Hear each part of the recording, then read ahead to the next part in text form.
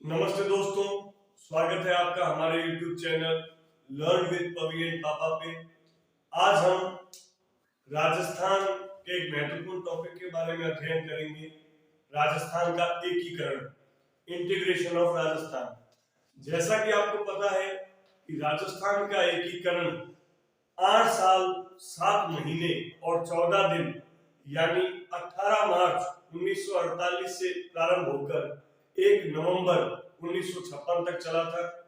इसके अंतर्गत कुल 19 रियासतें, 3 ठिकाने व एक जो चीफ कमिश्नरी क्षेत्र था उनको मिलाकर के संपूर्ण राजस्थान बना था।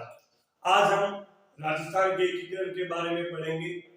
एकीकरण स्टार्ट 18 मार्च 1948 को पहले चरण से इसकी शुरुआत हुई, लेकिन एकीकरण होने से प्रारंभ में भी कुछ बातें हमें पता होनी चाहिए कि किस प्रकार से एकीकरण से पहले क्या क्या घटनाएं हुई, उनको जानते हैं। आप देखें प्रारंभिक तथ्य। सबसे पहले बात करें 21 से 23 अक्टूबर 1945 के दिन की बात करें, अखिल भारतीय देसी राज्य लोक परिषद ABDRLP, अखिल भारतीय देसी राज्य लोक परिषद, जिसकी स्थापना आपको पता होगा मार्च 1927 को हुई थी। इसके द्वारा संविधान निर्मात्री सभा में राज्य प्रतिनिधित्व होने की बात की गई। यानी इन्होंने मांग रखी कि जो संविधान निर्मात्री सभा का गठन किया जाएगा उसमें देसी राज्यों का भी प्रतिनिधित्व होना चाहिए। अब उसके बाद में 31 दिसंबर 1945 से लेकर के 2 जनवरी 1946 को अखिल भारतीय देसी राज्य लोक परिषद का 7वां अधिवेशन, कितने नंबर का 7वां अधिवेशन जो था वो उदयपुर में आयोजित हुआ और इस अधिवेशन की अध्यक्षता उस समय जवाहरलाल नेहरू द्वारा की गई थी। उसके अंदर भी इस मांग को पुनः दोहराया गया और आपको पता है कि देश के अंदर जो इस प्रकार की मांग उठ रही थी कि जो संविधान निर्मात्री सभा बनेगी उसमें देशी राज्यों का भी कुछ प्रतिनिधित्व होना चाहिए। अगर बात करें कि उस समय तो कुछ शर्तें भी आ गई थी, अलग अलग जो राज्य थे उनके राजाओं ने भी अपने स्तर पे प्रयास किए थे। जैसा बात की जाए 25 से 26 जून 1946 में राजस्थान संघ बनाने का प्रयास किया गया था। उसके अंदर राजस्थान और मालवा के कुल 22 राजाओं ने हिस्सा लिया और इसका जो प्रयास या प्रतिनिधित्व मेन रूप से किसने किया था? मेवाड़ के महाराणा भोपाल सिंह जी के द्वारा। उसी दौरान अन्य राज्यों में भी या जो देसी रियासतें थी उनमें भी प्रयास जारी थे। जयपुर के राजा मानसिंह सेकंड के द्वारा राजपूताना संघ बनाने का प्रयास किया गया।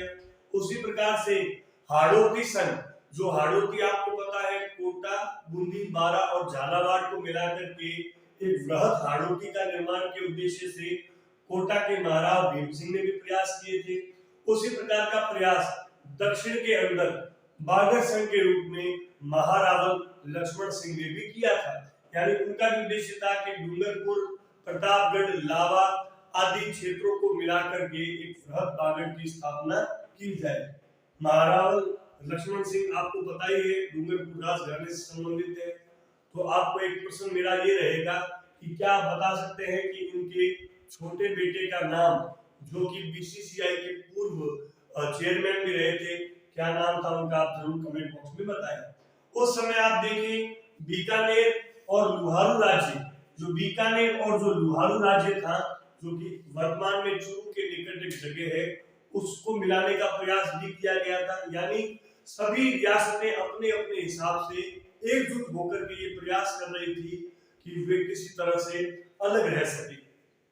अगर बात करें तो 18 से 19 सितंबर 1946 को जो ये सारी आप देख सकते हैं कि जो प्रयास किए गए थे उसमें राज्यों की जीवयता, यानी कोई भी राज्य पृथक रूप से रह सकता है, उसकी जीवयता का निर्धारण किया गया था। यानी किसी राज्य की अगर वार्षिक आय 3 करोड़ से अधिक है और अगर उसकी जनसंख्या 50 लाख है तो वो स्वतंत्र रूप से रह सकता है। लेकिन अगर देश के स्तर पे देखा जाए तो 3 नवंबर 1946 को देखा जाए तो एबीडीआरएलपी द्वारा इस प्रस्ताव को पारित भी कर दिया गया, यानी कि जो 3 करोड़ वार्षिक आय और 50 लाख जनसंख्या के जो नियम बनाया गया था उसको अखिल भारतीय देशी राज्य लोक परिषद द्वारा स्वीकार भी कर लिया गया।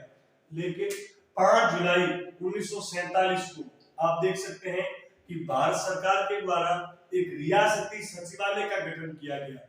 पेपर में कई बार ये प्रश्न पूछा गया है, रियासती सचिवालय का जो गठन है वो कब किया गया? तो 5 जुलाई 1947 को जब ये तय कर दिया गया था, रियासतों को ये फ्री हैंड दे दिया गया था कि वो चाहे तो किसी देश में मिल सकती है या स्वतंत्र अस्तित्व भी रख सकती है। उस रियासती सचिवालय का गठन जब किया गया था तो उसका अध्यक्ष बनाया गया था सरदार वल्लभ भाई पटेल को, जबकि उसके सचिव की कमान वीपी मेनन को दी गई। आप देख सकते हैं कि उसमें शर्तें या पात्रता के अंदर थोड़ा सा आंशिक संशोधन किया गया।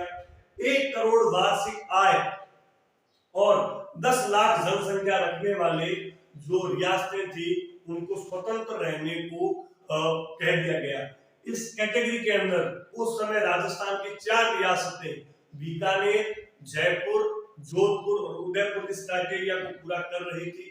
तो हम जानते हैं कि किस प्रकार से आगे जो सारी रियासतें हैं उन्होंने किस प्रकार से एक एक करके 7 चरणों के अंदर राजस्थान का संपूर्ण एकीकरण हुआ।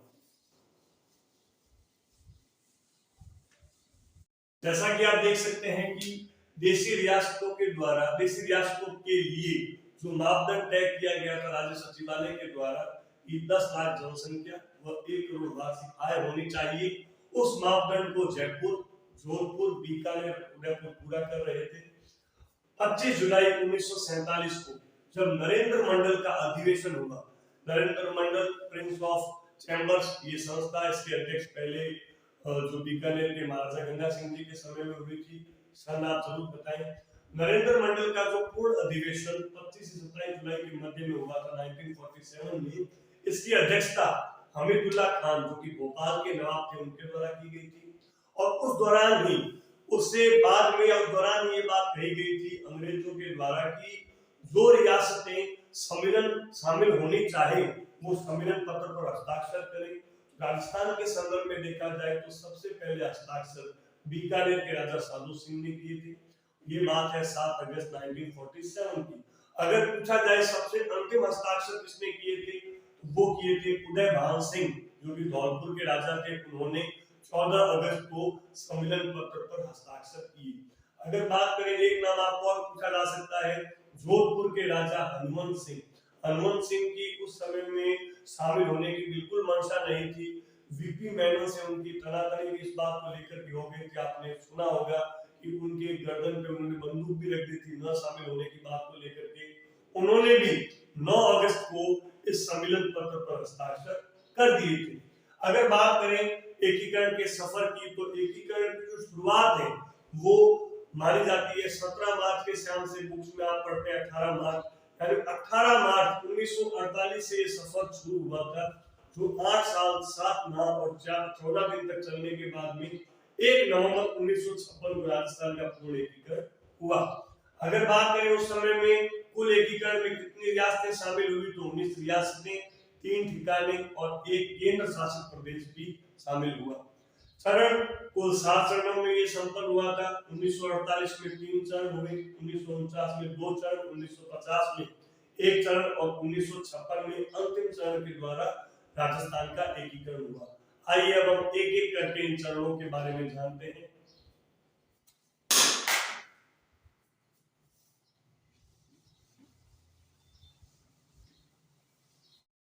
मत्स्य संघ, मत्स्य संघ जो है सबसे पहले इसको विलय किया गया।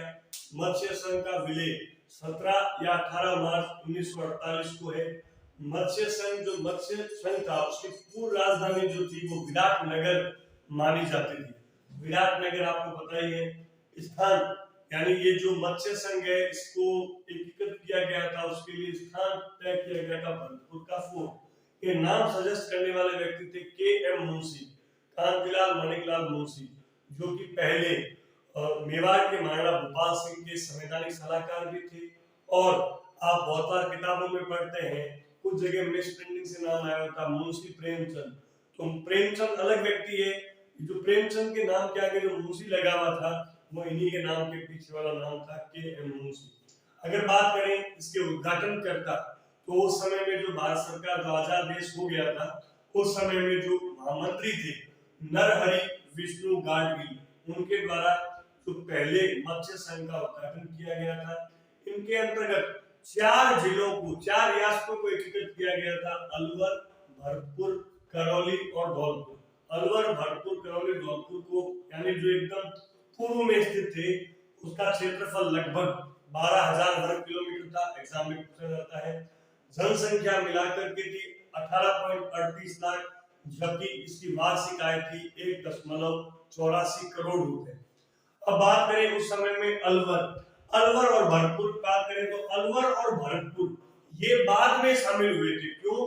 क्योंकि उस समय में आप देख सकते हैं, ये बात है 17-18 मार्च 1948 की।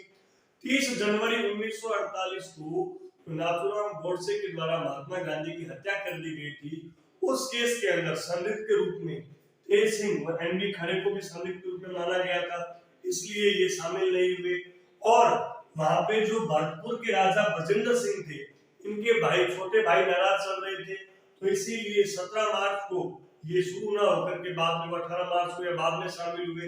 तब अगर बात की जाए तो करौली में उस समय में गणेश पाल जो थे उनको उपराष्ट्र प्रमुख बनाया गया, जबकि धौलपुर के राजा, हमने पहले भी पढ़ा, जिन्होंने सम्मेलन पत्र पर हस्ताक्षर सबसे अंत में किए थे, धौलपुर के राजा उदयभान सिंह को उस समय में राज प्रमुख बनाया गया, जबकि अलवर के शोभाराम कुमावत को प्रधानमंत्री बनाया गया। ये प्रश्न पेपर में बहुत बार पूछे जाते हैं, उद्घाटनकर्ता का नाम, प्रधानमंत्री, राष्ट्र प्रमुख का नाम आदि।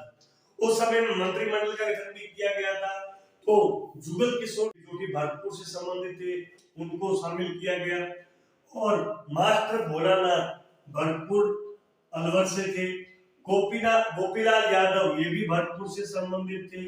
अगर बात करें मंगल सिंह की, तो मंगल सिंह करौली से थे, और चिरंजीव लाल जी थे धौलपुर से। इनको मंत्रिमंडल के अंदर जगह दी गई, जिसके प्रधानमंत्री कौन थे? शोभाराम कुमावत। तो इस प्रकार से ये 17 और 18 मार्च को राजस्थान के अंदर पहले चरण की एकीकरण की शुरुआत की गई। अच्छा, इसमें एक बात और ध्यान देने वाली है, उस समय में राजाओं को इस बात से आश्वस्त किया गया कि उनको एक फिक्स अमाउंट दिया जाएगा प्रीवी पर्स के रूप में। तो ABCD, अच्छा ट्रिक से भी आप याद रख सकते हैं, ABCD मत्स्य संघ के अंतर्गत किन किन को शामिल किया गया? अलवर, भरतपुर, करौली, धौलपुर, ABCD। तो अलवर जो था उसको प्रीवी पर्स के रूप में 5.2 लाख यानी कि 5,20,000 रुपए वार्षिक देना तय हुआ। भरतपुर की बात कीजिए तो 5,02,000, करौली 1,50,000 रुपए, जबकि धौलपुर के अंदर 2,64,000 रुपए देना तय किया गया। ठीक है, तो अब आगे हम दूसरे चरण के बारे में बात करते हैं। दूसरे चरण में अपने देखें, इसका नाम पूर्व राजस्थान संघ था। इसका जो तारीख है वो आपको याद रखनी है, 25 मार्च 1948, यानी पहले की तारीख थी 18 मार्च 1948, दूसरे की चरण की तारीख रहेगी 25 मार्च 1948।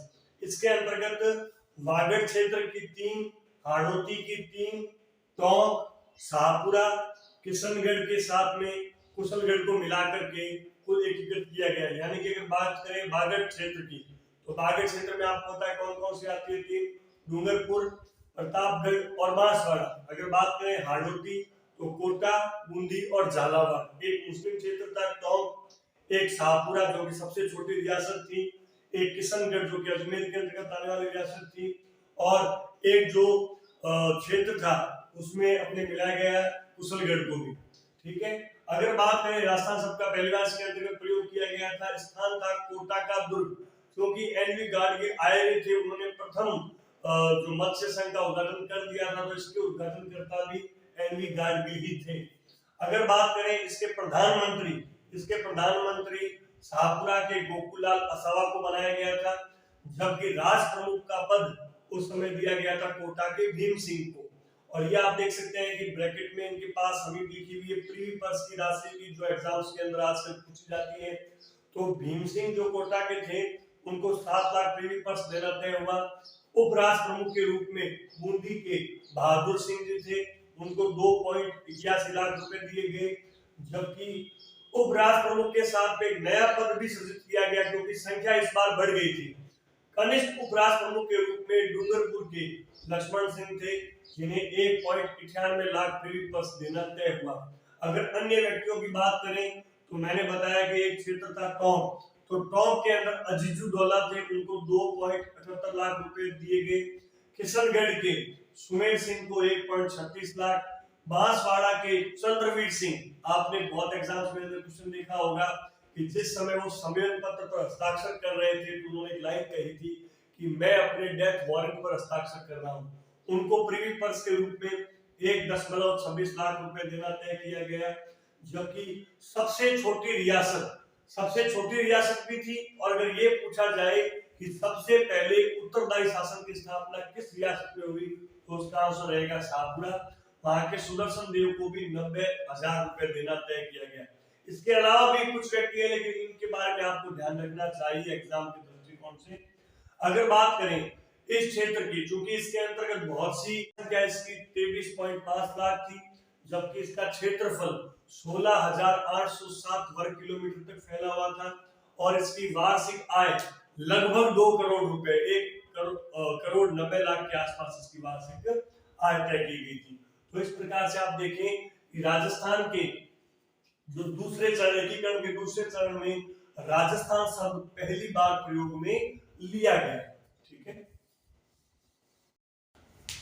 25 मार्च 1948 को जैसा आपने देखा कि दूसरे जो चरण के अंदर राजस्थान संघ बन गया था, उसके अंतर्गत आपने देखा कि काफी रियासतें इकट्ठी हो गई। अब बात करें अगर तीसरे चरण की, तो तीसरे चरण में संयुक्त राजस्थान संघ का निर्माण हुआ और वो कब हुआ? 18 अप्रैल 1948 की। उस समय में स्थिति ये थी कि जो वहां के राजा थे मेवाड़ के भोपाल सिंह और प्रजामंडल के बीच में मंत्रिमंडल के गठन को लेकर के आपस में खींचतान चल रही थी। तो भोपाल सिंह के जो दीवान थे, उनके दीवान का नाम था राम मूर्ति, इनके द्वारा रियासती सचिवालय के अंदर फोन करके सूचना दी गई कि हम अनौपचारिक रूप से एक बार के लिए शामिल होने को तैयार हैं, लेकिन हमारी कुछ शर्तें भी हैं। यानी कि भोपाल सिंह ने शर्तें भी रखी कि इनको एक तो आजीवन राष्ट्र प्रमुख बनाया जाए, साथ ही इन्हें प्रीवी पर्स के रूप में 20 लाख रुपए वार्षिक दिए जाए। तो इस प्रकार से उनकी बात की गई। फिर बाद में एक घटना और हुई कि 5 अप्रैल को फायरिंग हुई उदयपुर के अंदर, उसमें कुछ लोग आनंदीलाल, शांतिलाल आदि व्यक्ति घायल भी हो गए और अंततः 11 अप्रैल को जो है वो उदयपुर ने ये घोषणा कर दी कि वो पहले वाले दूसरे चरण के अंदर मिलकर के संयुक्त राजस्थान संघ का निर्माण करने के लिए तैयार है। इस प्रकार तीसरे चरण में 18 अप्रैल 1948 को हम देख सकते हैं कि तीसरा चरण संपन्न हुआ। अगर बात करें तो दूसरे चरण को उदयपुर में मिलने से, यानी पहले राजस्थान संघ था, उदयपुर एक बड़ी जगह थी, उसके मिलने से संयुक्त राजस्थान संघ का निर्माण हुआ। अगर बात करें इसके उद्घाटनकर्ता की, जैसे हमने पहले भी देखा कि उदयपुर के अंदर अखिल भारतीय देशी राज्य लोक परिषद के 7वें सम्मेलन के उद्घाटनकर्ता के रूप में भी जवाहरलाल नेहरू आए थे और यहाँ पे भी मामला पेचीदा था, तो इसके उद्घाटनकर्ता के रूप में स्वयं प्रधानमंत्री जवाहरलाल नेहरू उस समय आए थे। अगर बात करें शर्तों के अनुसार तो आजीवन राष्ट्र प्रमुख के रूप में भोपाल सिंह को, जो उदयपुर के थे, उनको आजीवन राष्ट्र प्रमुख बनाया गया, लेकिन उनकी जो शर्त थी पीवी पर्स की 20 लाख रुपए देने की, उसमें थोड़ा संशोधन किया गया। उन्हें पीवी पर्स के रूप में 10 लाख रुपए प्राप्त हुए, जबकि अन्य 5 लाख रुपए जो उपराष्ट्र प्रमुख है उनको और राष्ट्र प्रमुख को, वरिष्ठ राष्ट्र प्रमुख को देने को तय हुए और 5 लाख रुपए जो है मेवाड़ के उत्थान के खर्च हेतु तय किए गए। अगर बात करें, चूंकि ये था कि मंत्रिमंडल, प्रजामंडल जो था वो भी इनसे संतुष्ट नहीं था, तो मंत्रिमंडल के अंदर अधिकतर प्रजामंडल के सदस्यों को ही महत्व दिया गया। अगर बात करें प्रधानमंत्री, तो प्रधानमंत्री उस समय माणिक्यलाल वर्मा को बनाया गया जो कि मेवाड़ के थे। के अंदर उदयपुर के मोहनलाल सुखाड़िया, भूरेलाल बया और प्रेम नारायण माथुर को जगह दी गई, जबकि डूंगरपुर से भोगीलाल पंड्या थे, कोटा से अभिन्न हरि, जबकि बूंदी से ब्रज सुंदर शर्मा। अगर बात करें वरिष्ठ उपराष्ट्र प्रमुख की, जो कि दूसरे चरण में चूंकि कोटा उसके जो राष्ट्र प्रमुख थे वो यहाँ पे वरिष्ठ उपराष्ट्र प्रमुख के रूप में हो गए भीम सिंह। कनिष्ठ उपराष्ट्र प्रमुख जो उसके अंदर पहले बहादुर सिंह थे, अब इसमें लक्ष्मण सिंह, यानी दो व्यक्तियों को कनिष्ठ उपराष्ट्र प्रमुख रूप में मान लिया गया। तो अगर बात करें जनसंख्या की, तो इस संपूर्ण क्षेत्र की जो दूसरे वाले भाग में हमने देखा ही था, उसमें उदयपुर को मिलाकर की कुल जनसंख्या 42.6 लाख हो गई, जबकि इसका कुल क्षेत्रफल 29,777 वर्ग किलोमीटर, जबकि आय 3.16 करोड़ मानी गई। आपने ये भी देखा था कि दूसरे चरण में हमने किसी प्रकार के मंत्रिमंडल के गठन को नहीं लिखा था, क्यों? क्योंकि वहां पे हुआ ही नहीं था। और तीसरे चरण में प्रजामंडल के अधिकांश सदस्यों को मंत्रिमंडल के अंदर जगह दी गई। आपको उम्मीद है वीडियो पसंद आया होगा। नेक्स्ट वीडियो में हम इसके दूसरे भाग में बचे हुए चरण और इसको किस प्रकार से याद रखें और एग्जाम में आने वाले प्रश्नों को भी देखेंगे। अगर आपको हमारा ये वीडियो पसंद आया है तो आप हमारे चैनल को लाइक शेयर सब्सक्राइब करें। Learn with Pavi and papa पे। Thank you.